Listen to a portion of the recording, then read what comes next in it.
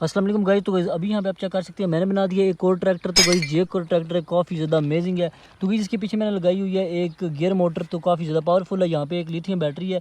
ये गाइस एक मैंने चार्जिंग पिन लगाई हुई है जो गाइस इसकी मदद से हम जो है इस ट्रैक्टर को चार्ज भी कर सकेंगे। तो गाइस इसका मैंने नाम रखा है काफ़ी ज़्यादा अमेजिंग, वो है गबरू। मैंने रिमोट के साथ जो है इसको कनेक्ट किया हुआ है, यहाँ पे आप चेक कर सकते हैं।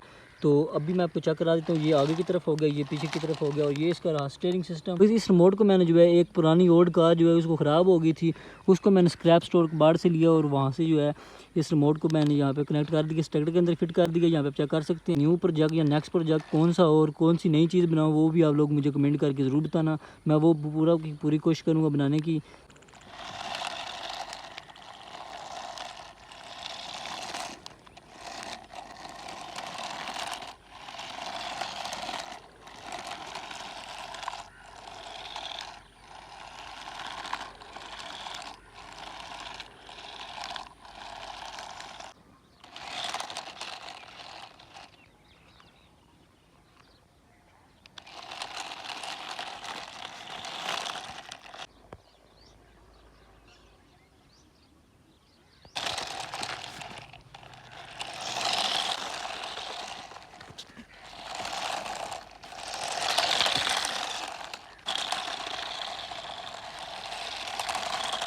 पता मिला है जिसको